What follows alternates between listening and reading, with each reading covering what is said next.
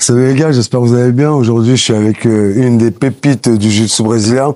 D'ailleurs, toute cette série, ça va être sur les pépites du jiu-jitsu brésilien, tous ceux qui sont en train de monter et que je vois un peu à droite et à gauche. Aujourd'hui, on a Florian Chaplin de l'équipe de France. Présente-toi un peu déjà, Flo, pour nos auditeurs. Salut les gars, moi c'est Florian Chaplin, j'ai 24 ans. Ça fait 4 ans et demi que je fais du jiu-jitsu brésilien, je suis ceinture bleue. Et voilà, du coup, comme il a dit, je suis dans l'équipe de France et voilà. Qu'est-ce que c'est par rapport justement, parce que moi, tu vois, par exemple, qui ai commencé il y a 24 ans, j'ai vu cette équipe de France se mettre en place avec, en plus, comme entraîneur Mathias Jardin, qui est quelqu'un que j'apprécie beaucoup. Je trouve que c'est un très bon technicien et je trouve que c'est un peu l'homme idéal pour l'équipe de France. Et justement, je veux dire, qu'est-ce que ça apporte cette équipe de France? Qu'est-ce que ça vous permet de faire? Ils vous font venir une fois par mois. C'est quoi un peu le process de tout ça? Écoute, de base, il me semble que l'équipe de France était fait pour aider les jeunes, plutôt. Donc ils sont plus orientés jeunes pépites, etc. Et du coup, ça permet d'aider financièrement. Donc pour les compétitions CFJB, l'inscription est offerte. Donc on peut faire n'importe quel Open, championnat de France, ça va être offert. Ça fait quand même pas mal d'argent qu'on peut économiser. Après, cette année, lors de 2 compétitions, par exemple les Europes et les Worlds, l'inscription est remboursée, ce qui est bien aussi. Ouais, super cool. On a aussi la chance de pouvoir faire des stages de l'équipe de France. C'est tous les combien ça d'ailleurs? Comment? C'est tous les combien ces stages? Écoute, là, cette année, on a fait deux stages. Un stage à Nantes, c'était situé vers septembre, vers octobre. Ok, c'était chez Baptiste? Ouais. Parce que Baptiste aussi fait partie de l'équipe, c'est aussi entraîneur de l'équipe de France. C'est ça, c'est l'entraîneur de l'équipe de France avec Mathias Jardin. D'accord. Et ça s'est situé à Nantes en octobre. Et le dernier qu'on a fait, c'était à Paris, avec dans le club de Mathias Jardin, Infinity. Ouais. Et franchement, c'est vraiment des stages qui permettent de nous retrouver entre nous et de bien s'entraîner pendant 3 jours intensifs, quoi. D'accord, donc c'est qu'un bonus. Et pendant ces stages, c'est pareil, vous êtes pris en charge complètement par l'équipe de France, etc. Ouais, on est pris en charge, l'hébergement est pris en charge. Ouais.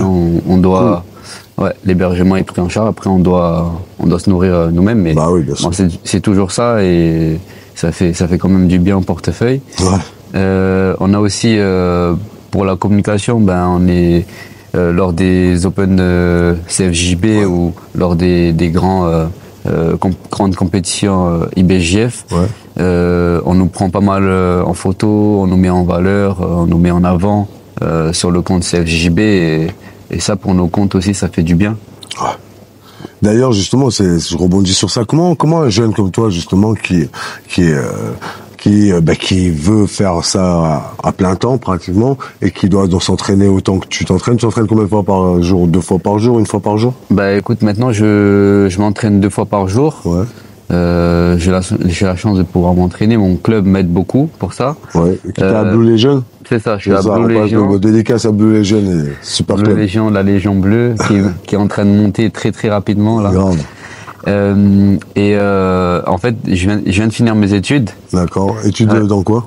En management du sport, j'ai eu un diplôme d'ingénieur d'affaires et du coup, je me suis lancé après mes études dans le jiu-jitsu, donc pour pouvoir vraiment m'entraîner comme un pro.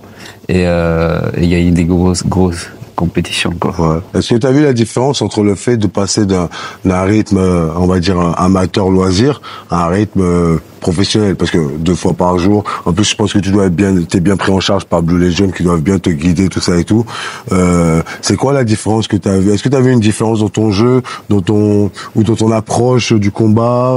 Qu'est-ce qui a changé avec cette formule? Le truc, c'est que quand on s'entraîne plusieurs fois par jour, on peut corriger beaucoup plus d'erreurs, on peut mettre en place beaucoup plus de choses, alors que si on s'entraîne qu'une fois, on vient une fois et si on se rate, il faut qu'on refasse le lendemain ou le surlendemain. Ça dépend des clubs, des fois il y a juste le JJB 3 fois par semaine par exemple. Et et du coup, on pourra s'entraîner que 3 fois par semaine le soir, et c'est pas ouf. Alors que là, j'ai la chance de pouvoir m'entraîner plusieurs fois par jour et tous les jours en jiu-jitsu brésilien, et ça me permet de corriger les erreurs et de revoir beaucoup de choses. Ouais, des choses que tu n'aurais pas le temps de le faire. D'ailleurs, tu t'entraînes aussi en grappling aussi. Parce que pour moi, le jiu-jitsu brésilien, c'est kimono sans kimono, parce que je fais partie de cette génération qui a appris comme ça, tu vois. Nous, sur une semaine, on faisait 80% de kimono et 20% de no-gi. Toi, ça se passe comment au niveau de tes entraînements? Ben, quand j'ai commencé le jiu-jitsu brésilien, j'ai commencé le gi et le no-gi, donc en kimono et sans kimono. J'ai toujours fait ça, et j'ai laissé de côté il y a 1 an le no-gi pour pouvoir me concentrer sur le gi pour des grosses échéances. Et du coup, ça m'a permis vraiment de me concentrer sur vraiment le JJB en lui-même, pur, avec les saisies, etc., qui sont quand même différents du grappling. Et ça m'évite de vraiment m'embrouiller dans mon jeu, etc. Et justement, c'est intéressant parce que j'avais eu ce débat justement. Je disais que en fait le problème c'est que c'est pas un problème, mais c'est que c'est tellement le jiu-jitsu brésilien, c'est du kimono et du no-gi, tout le monde est d'accord. Mais le fait que c'est devenu tellement, ça s'est tellement spécialisé, chaque domaine c'est tellement spécialisé, le kimono presque t'es obligé.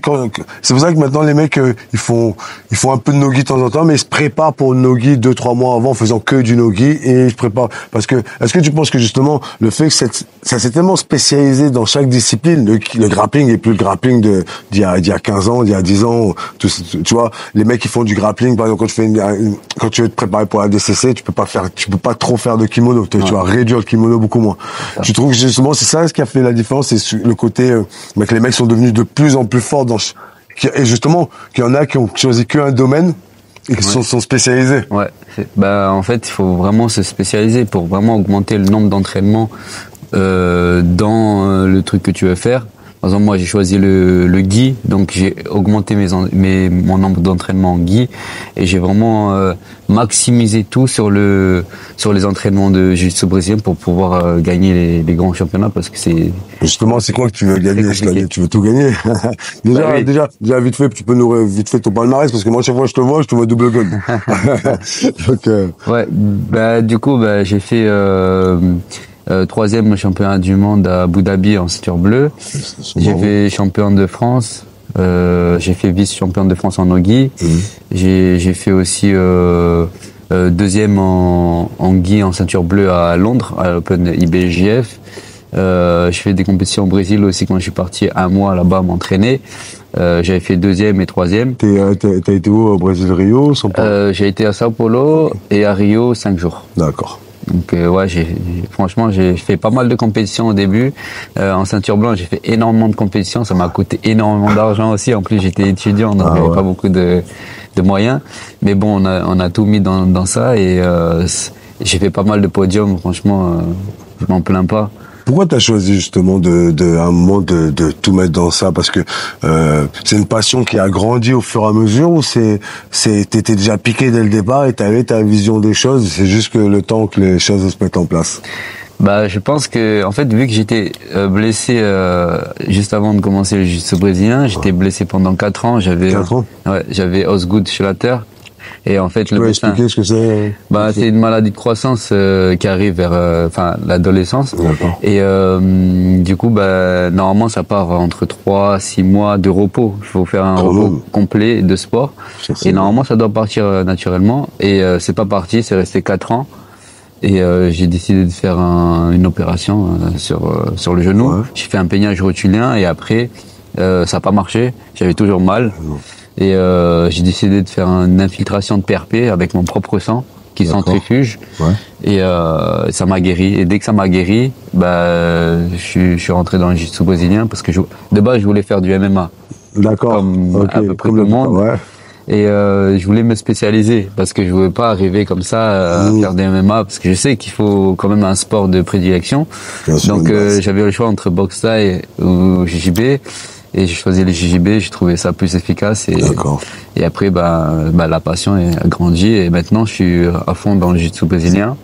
Quand tu as commencé le MMA, donc tu faisais MMA et tu faisais du jiu-jitsu brésilien en parallèle? Bah, j'avais fait... ou un peu des deux en même temps, ou que MMA? Non, j'ai commencé le jiu-jitsu brésilien. En fait. Je me suis décidé dès le début, en fait, qu'il faut que je me spécialise avant de faire MMA. D'accord, ok, j'ai capté. Voilà. D'accord, ok. Et une fois que tu as commencé, tu as plus voulu faire de MMA? Bah, pour l'instant, je ressens pas le besoin. Ouais. Je fais pas mal de résultats dans le jiu-jitsu brésilien et j'aime bien. Donc, franchement, pour l'instant, non, je ressens pas le besoin. Et puis, est-ce qu'on n'est pas aussi dans une époque où, justement, vu l'évolution exponentielle du jiu-jitsu brésilien, vous faites justement partie de cette génération, justement, qui, nous, on est très peu à pouvoir un peu vivre du jiu-jitsu brésilien de mon époque. Mais toi, tu fais peut-être partie justement de ce truc où, moi par exemple, tu vois, j'en avais parlé, j'ai vu des mecs très très forts en jiu-jitsu brésilien se tourner vers le MMA, perdre 3 ans de leur vie, revenir, et puis au final, alors que je suis un peu d'accord avec toi sur ça, je pense que vraiment, le jiu-jitsu brésilien, maintenant, ça te permet de gagner bien ta vie et ça reste du combat et tout, et tu prends moins, et forcément, tu prends moins de risques, moins de coups dans la tête. Et surtout, faut que les gens ils comprennent une chose, c'est que le MMA, quand tu commences, c'est pour un sandwich et une canette de coca. Hein. Non, c'est vrai, pour que les gens ils comprennent bien aussi. Donc c'est vrai que moi je trouve qu'en plus, quand tu fais du MMA, c'est bien, mais tu pourras pas être champion de jiu-jitsu en faisant du MMA. Ouais. Parce que c'est trop spécial, on est trop dans la spécialisation. Mais c'est marrant cette histoire-là. Enfin, c'est pas marrant, mais ce que tu as vécu là, moi, c'est ça qui m'intéresse justement, parce que je t'observe depuis quelques temps et tout. Chaque fois, on se dit bonjour, moi je connaissais pas vraiment, tu vois, mais on se connaît de nom, tout ça et tout, et je t'observais, et je t'ai invité justement pour ça, parce que j'ai trouvé que tu avais un mental différent. Et c'est intéressant ce truc de la blessure qui a duré 4 ans, et que tu reviennes et que tu finisses champion de France en ceinture bleue, tu vois. Ouais. Ça dénote un mental. Qu'est-ce que tu penses, toi, par rapport au mental et par rapport au sport? C'est quelque chose de très important. D'ailleurs, les préparateurs mentaux, là, ils commencent à sortir, ils commencent à être vraiment là. Et je pense que c'est vraiment quelque chose d'important, la préparation mentale, que ce soit la visualisation, noter des choses, etc. En plus, en équipe de France. Tu écris des choses aussi? Maintenant oui, oui, grâce au préparateur mental de l'équipe de France. Il nous avait fait des sessions de préparation mentale et il nous avait parlé des outils qu'on pouvait utiliser. Ouais. Et là, quand j'ai fait mon camp de préparation en Portugal, j'ai commencé à écrire sur un carnet mes objectifs de chaque entraînement, les techniques, etc., les détails. Comme ça, j'oublie pas et je peux relire à tout moment. Ouais. Et franchement, ça aide parce qu'on voit, c'est un journal de bord en fait. On voit notre évolution et c'est concret. C'est pas que, ouais. Donc, franchement, c'est très très important la préparation mentale. Mais pour revenir à ce que tu m'avais demandé, pendant 4 ans, en fait, je pense que ça m'a nourri. Pendant les 4 ans de blessure, ça m'a nourri mon envie pour exceller. Et quand j'ai commencé, j'y suis allé à fond et j'avais pas de distraction, etc. Et ça m'a aidé. Et le fait de faire beaucoup de compétitions aussi, ça m'a aidé pour mon évolution. Le fait d'être à fond, ça m'a aidé pour mon évolution. Est-ce que ça a aidé pour ton évolution aussi en dehors du tatami? Parce que je le trouve hyper posé. Moi, ce que j'aime beaucoup dans votre génération, non, mais si je le dis par rapport à moi, je trouve que vous êtes hyper mûrs pour vos âges en général, que ce soit Freddy, que ce soit toi, que ce soit plein d'autres pépites, Virgile, tout ça et tout, je vous trouve super mûr pour vos âges. C'est incroyable. Déjà merci, mais le truc c'est que je pense qu'on n'a pas le choix. Ouais. Dans le monde d'aujourd'hui, on n'a pas le choix. Si on n'est pas mûr, on va pas réussir. En fait, il faut être bien responsable, bien mature pour pouvoir réussir. Regarde Freddy, sur les réseaux sociaux, que ce soit sur les réseaux sociaux ou que ce soit sur ses performances, il réussit, tu vois, donc parce qu'il est intelligent, il inspire et voilà, il a sa manière de faire et tout qui marche bien sur les réseaux et sur ses entraînements aussi, parce que champion brasileiro ceinture violette, champion du monde ceinture bleue, et vice-champion Europe et Pan, franchement c'est magnifique. Et félicitations à lui pour ça. Bravo, ça. Bravo. Moi, de toute façon, je fais partie des gens qui disent que c'est un bien pour bien, j'aime beaucoup parce que moi je l'ai vu arriver à MK Team, j'étais entraîneur à MK Team à l'époque quand il est arrivé et j'ai de suite vu qu'il allait y arriver parce que les mecs c'est sérieux, tu les vois de suite, les mecs ils savent où ils vont, tout ça et tout, tu les vois de suite. Et justement tu parlais de cette blessure là parce que justement toi ça t'a nourri en fait. Et ça fait que maintenant, peut-être, justement, tu te rends compte de la chance que tu as d'être en bonne santé, en fait. C'est peut-être pour ça aussi que tu t'as pas l'envie des jeunes de ton âge, tu vois, qui vont aller faire la fête. Toi, tu peux pas avoir ça parce que ce que tu as vécu, en fait, c'est dur à vivre, tu vois, de trucs. Donc forcément, c'est une bonne chose d'un côté, parce que souvent on voit les épreuves comme des choses, tu sais, quand quelque chose nous arrive de mal, on comprend pas tout le temps le pourquoi du comment en fait. Par exemple moi j'ai perdu, par exemple je suis rentré du sud, ça s'est pas bien passé avec le Maccabi, je me suis retrouvé 6 mois dans son club et d'un coup je suis tombé ici.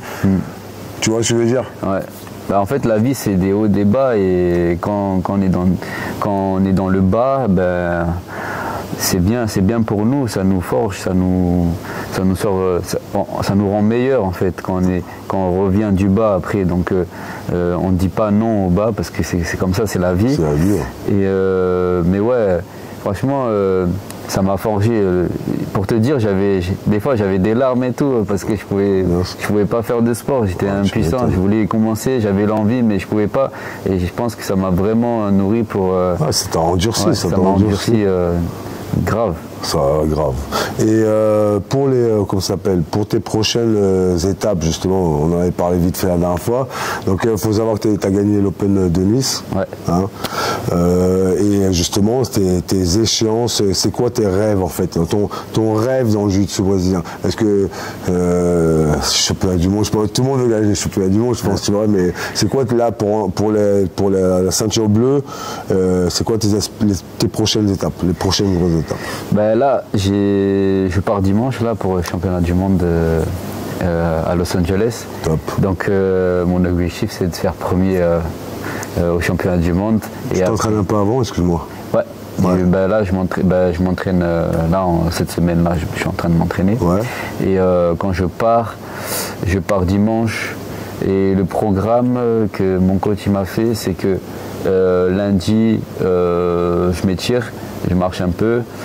Mardi, je drill pour bien transpirer, okay, pour le nouvel environnement que je vais avoir. Et mercredi, repos total. Jeudi, je combat. D'accord. Voilà, c'est ça le programme. Est-ce que c'est dur parce que moi, par exemple, j'ai très mal vécu le jet lag quand j'étais faire le master à Las Vegas. Ouais. J'ai très très mal vécu. J'ai eu 4 jours. Moi, je suis arrivé 5 jours avant, tu vois. Ouais. Et j'étais encore, c'est comme sur un bateau, quoi, le 5e jour. C'était horrible. Toi, ça t'a pas fait ça trop? Peut-être je suis vieux, c'est ça aussi. Ben là, ça va être la première fois que je vais. C'est la première fois que tu fais? Que je fais les championnats du monde à Los Angeles. Donc que je vais aux États-Unis, c'est la première fois. Cool, top. Donc j'ai pris justement quelques jours pour le jet lag. Ouais. Et j'espère que ça va aller. Ouais, ça va aller. Mais quand j'étais parti au Brésil, il y avait un jet lag aussi et la première semaine d'entraînement, elle était vraiment vraiment dure. Ouais. Et la fatigue, elle s'accumulait tous les jours parce que le corps, il n'a pas l'habitude, tu dors mal, etc. T'es pas dans ta zone de confort, les gens sont très forts là-bas au Brésil. Bah, j'étais à Alliance. Ça combat fort tout le temps, fort tout le temps. S'ils peuvent te finaliser 20 fois dans le combat, même ceinture noire, s'ils peuvent te finaliser 20 fois dans un combat, ils te finalisent sans pitié. Et donc j'avais mal vécu la première semaine, mais là ça va le faire. Ouais. À Alliance, c'était comment ton expérience chez Alliance? Qui est quand même peut-être la plus grande équipe de jiu-jitsu de tous les temps, peut-être. Bah écoute, chez Alliance, c'était super. Franchement, il y avait des entraînements tous les jours, plusieurs fois par jour. On pouvait choisir quel entraînement on voulait aller, le matin, le midi, le soir. Nous, on allait aux entraînements de compétition. Parfois, j'allais à l'entraînement juste avant, le matin, très tôt, et un entraînement le soir. Et on tournait entre 2 à 3 entraînements par jour, mais c'était un peu compliqué parce qu'il faut être uniformisé en fait. C'est-à-dire que moi j'avais acheté un kimono, mais du coup je devais à chaque fois le laver, le sécher pour le lendemain, etc. Du coup il s'est rapetissi. Mais je me suis quand même entraîné pas mal là-bas et je me suis entraîné à Rio aussi quand je suis parti à Rio 5 jours. T'as été où à Rio? À Tereré. Ouais, c'est top. Tout le monde va là-bas. Hein. Ouais, et c'était cool, franchement, c'est cool. C'était moins entraînement là-bas à Rio, c'était plus à Sao Paulo. Après, à Sao Paulo, il n'y a pas grand-chose à faire en soi. C'est très grand et voilà, moi, je suis parti pour m'entraîner, donc j'ai pas trop de distractions. Je vais à fond, focus, et voilà, j'ai toujours fait ça. Pareil au Portugal, quand je suis parti là, il y a un mois, je suis parti. Ouais. Je suis revenu il y a une semaine. Il y a des beaux clubs au Portugal, hein, jiu-jitsu brésilien. Des gros clubs, hein, quand même. Hein. Il y a beaucoup de Brésiliens là-bas. Ouais. Les gens, ils savent peut-être pas trop. Ils savent peut-être pas, ils veulent partir souvent loin. Mais au Portugal, il y a des sacrées académies avec des sacrés combattants. Ah ouais, c'est sûr. Et là, Focus, franchement, c'était dur. Ouais. T'as fait combien de temps? J'ai fait un mois. Ouais. Et pour te dire, au début, je me sentais comme une ceinture blanche, comme si j'avais débuté. J'ai retrouvé les sensations du début. C'était un truc de ouf. En fait, on les connaît pas forcément. Enfin, certains on les connaît, comme Pedro Ramalho. Et Enrique Suarez et tout. Ouais. Et Léon Larmand. Mais il y en a, tu les connais pas et tout, mais ils sont hyper forts. Et je pense que dans le monde, il y en a partout, des gens comme ça, que tu connais pas, mais que tu vois pas sur le circuit, mais ils sont hyper forts. Ouais, dans le sud, il y en a. Dans le sud, je peux t'en citer quelques-uns comme Baguette de chez Hugo Février, qui a une garde incroyable. Je crois que c'est moi, j'ai fait un peu le tour des clubs, hein, franchement, en France et tout. J'ai combattu contre beaucoup de mecs qui avaient des gardes fortes. Je peux t'assurer que ce mec-là, je suis bien content qu'il fasse pas de la compétition, Aurélien. Mais voilà, c'est clair que dans tous les clubs, il y a des trucs forts. Mais c'est le Portugal, c'est facile parce qu'il y a les Brésiliens qui peuvent venir. Donc ta prochaine échéance, ça va être les championnats du monde. C'est ça. On te donne toute la force. Ah, merci. Qu'est-ce que tu aimerais, en fait, en dehors, tu vois, du jiu-jitsu brésilien, en dehors, tu vois, du fait que, de ton côté personnel, qu'est-ce que tu voudrais donner aux gens, par exemple, tu vois, moi je sais que j'aime beaucoup le fait que de par mes actes, j'inspire les gens à faire du jiu-jitsu brésilien. Tu vois ce que je veux dire? Je vois ça, et des fois je vois ça, même mon club, tu vois, je vois ça même plus comme une mission de vie où je suis là pour aider les gens à avoir plus confiance en eux, à se sentir mieux. Il y en a, ils ont perdu 20 kilos en un an. Tu vois, c'est ça. Est-ce que toi, parce que je sais que quand on est compétiteur, je sais pas, quand compétiteur, on est focus. Il y a que nous. Et c'est normal. Tu vois ce que je veux dire? Je veux dire, toi, comment tu vois ça un peu? T'as pas le temps, peut-être, pour l'instant, de penser à ça. C'est ça que je veux dire, hein. C'est normal. En soi, on a toujours le temps. Si on veut, on a toujours le temps. Mais c'est vrai que être focus, des fois, il faut faire des décisions peut-être contre tes propres valeurs. Mais si t'as envie, tu le fais. Moi, j'aime bien aider tout le monde. Si je peux aider, j'aide.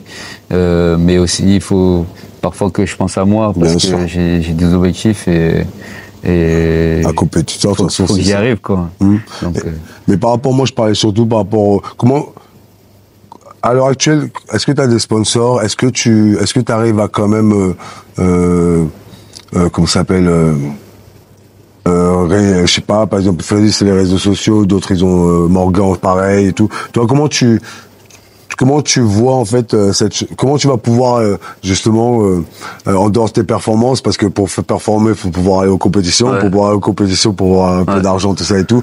Comment tu t'organises pour ça? Déjà, il faut avoir une bonne communauté sur les réseaux sociaux. Ça, c'est très très important pour pouvoir t'ouvrir des portes et pour pouvoir avoir des sponsors, en fait. Maintenant, c'est que les réseaux sociaux. Donc, si t'es nul sur les réseaux sociaux, y a personne qui va venir te voir. C'est sûr. Quand tu vas aller voir les sponsors, il faut que tu ramènes un CV. Tu peux pas arriver avec rien et il va te prendre, en fait. À part si tu le connais. Mais généralement, c'est très difficile d'avoir des sponsors, surtout dans le jiu-jitsu brésilien. Souvent, ils te donnent des équipements, mais rien de plus. C'est vrai. Alors que nous, on aurait besoin de finances, tu vois, d'argent.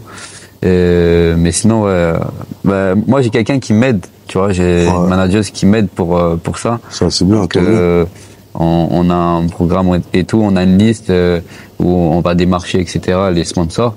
Et ouais, là, je suis sponsorisé par Team Nutrition. Ok, cool. Une marque de compléments alimentaires, franchement, c'est au top. Ils sont sur Nice, sur Internet, on peut les contacter comment? Ouais, ils sont sur Nice, sur Internet. Là, ils sont totalement digitalisés. D'accord. Donc, teamnutrition.fr, c'est le site. Ok. Si vous voulez aller voir, les gars. Et il y a un franchement, code promo avec ton nom, peut-être quelque chose. Ouais, il y a un code promo. Il faut que je lui demande c'est quoi, mais il y a un code promo. D'accord. Et ouais, sinon, ouais, j'ai ça comme complément, comme sponsor. Ouais.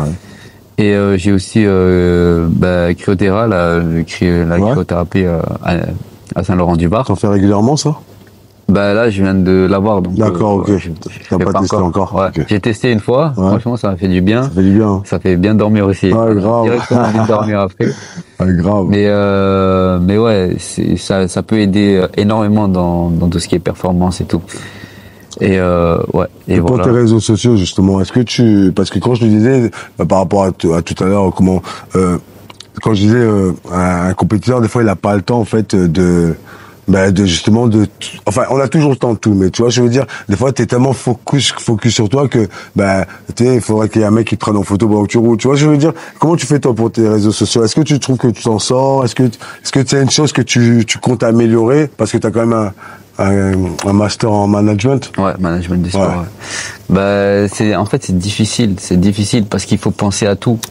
Faut voir le mec, au lieu d'être focus sur ton entraînement, en fait, tu dois penser aux réseaux sociaux et c'est très compliqué. Et moi, j'arrive pas trop à faire ça. J'arrive pas trop à me détacher par peur de me perdre, en fait. Et ouais, c'est difficile. Des fois, on me filme et voilà, je demande la vidéo. Après, je fais des montages, etc. D'accord. En compétition aussi, normalement. Après, l'univers du jiu-jitsu avec Lulu qui vous suit. Ouais. Ça te fait des belles photos aussi, ça. Je fais des magnifiques photos et des fois des vidéos aussi pour faire des highlights qui marchent bien. Et la qualité elle est au top, donc c'est nickel pour le contenu que je veux mettre sur les réseaux sociaux, surtout sur Instagram. Mais ouais, c'est difficile de faire les deux, franchement. Faudrait que Freddy me dise il arrive à faire les deux. Surtout en compétition, normalement tu dois être concentré sur la compétition, sur ce que tu dois faire. Et en fait, tu vas te déconcentrer un petit peu parce que tu dois penser à filmer, etc.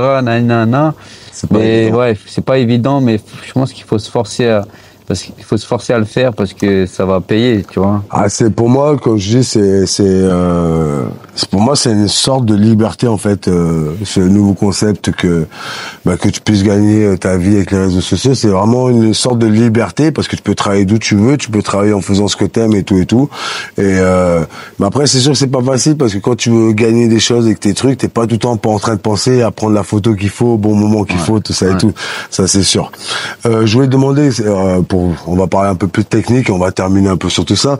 Tu préfères passer la garde, tirer la garde? J'ai vu tes combats, hein, donc. Tu as une petite idée? Ouais, pour moi, pour moi, j'ai vu que tu sais faire les deux, mais je t'ai vu tirer la garde. Ouais. Bah, je tire souvent la garde parce qu'à un moment j'étais blessé à l'orteil. D'accord. Au gros orteil, j'avais une entorse et du coup je pouvais pas trop passer la garde, je pouvais pas trop mettre de pression, je pouvais pas trop me mettre sur la pointe des pieds. Donc j'ai eu ça pendant 2 ans, tu vois. Donc donc ça m'a énormément gêné, donc j'ai beaucoup tiré la garde à cause de ça et j'ai développé pas mal de compétences en garde. Surtout la garde fermée. Ouais, j'ai vu ça. Enchaînement, triangle, omoplate, sur le tirage. Ouais. Je fais aussi de la garde ouverte. Ouais. En fait, je fais pas mal de choses. Je suis assez polyvalent sur ça. C'est ce que je trouve aussi, ouais. Et maintenant que je vais mieux au niveau de l'orteil, je passe la garde aussi et j'ai pas mal de passages aussi qui marchent très bien. Surtout au Portugal, j'ai pas mal fait de passages aussi. Parce que ma garde. T'as des passages préférés? Il me cassait ma garde à chaque fois. Ouais, j'ai pas mal de passages préférés. Et je suis fort en speed pass. Ouais. Mais je peux aussi passer en knee cut. Ah, okay. Ouais, ça marche bien, knee cut, knee slide. Mais ouais, speed pass, ça marche bien. J'ai des techniques, mais je connais pas les noms, donc je pourrais pas te dire les noms. Mais ouais. Sinon. Si je pourrais te donner un nom, c'est Cross Pan Grip. Ouais. Tu connais? Ouais, je vois. Ouais. Donc ça marche très bien. C'est récent, ça. C'est pas. Ouais. C'est bien. Ouais, j'aime bien aussi. J'aime bien. Après, il y a tellement de trucs, mais là, donc, est-ce que t'es pressé de passer d'ailleurs en violette, là? Ou t'as tout en temps encore en bleu? Le projet, c'est, après les Worlds, violette, et les France en violette. Ah, ok. Ah oui, après, t'enchaînes les France en violette directement au premier mois. Ouais, ça va être chaud, c'est bon, ça. Ouais. C'est bon, mais c'est bon. Ça va être une grosse caté. Ah, mais c'est bon de se lancer des défis, parce que là, les violettes, c'est encore autre chose, mais pour moi, t'as tout prouvé en bleu, donc d'ailleurs, j'espère que tu vas gagner le championnat du monde. Hein, on est tout cœur avec toi. Ouais, Dieu le veut. Franchement, tu fais partie comme je disais, des pépites françaises. J'espère que moi, depuis que j'ai commencé le jiu-jitsu, j'ai toujours dit qu'un jour on aura un champion du monde français en jiu-jitsu brésilien et que ça serait dans moins longtemps que ce qu'on pense. Et voilà, je suis en train de voir que toute cette génération là que vous arrivez, c'est solide, c'est cool, et surtout. Vraiment, et c'est ça que moi je trouve admirable, c'est la dureté mentale. C'est le mental. Même Freddy, ou même peu importe avec lequel d'entre vous, hein, Virgile, tout ça et tout. C'est la mentalité d'anciens que vous avez dans les corps de jeunes. Et c'est ça qui est bien, Donc en tout cas, franchement, merci d'être venu. Est-ce que tu as des trucs à rajouter, peut-être, que tu as envie de donner, des conseils, peu importe, faites du jiu-jitsu, c'est sûr ça déjà. Mais... Ouais, c'est ça. Faites du jiu-jitsu les gars, c'est trop bien.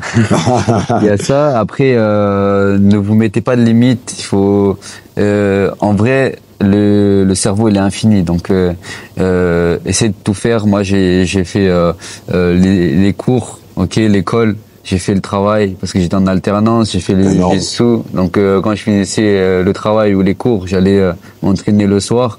Et avec ça, j'ai réussi à exceller, à intégrer l'équipe de France, à gagner des championnats, à gagner les championnats de France, etc. Des sponsors, des déplacements. Sponsors, etc. Franchement. Tu visites les États-Unis pour la première fois grâce au jiu-jitsu, c'est ouf. Ouais, c'est ça. C'est ouf. Ouais, c'est ouf. Bon, ça coûte de l'argent, mais c'est ouf. Ouais.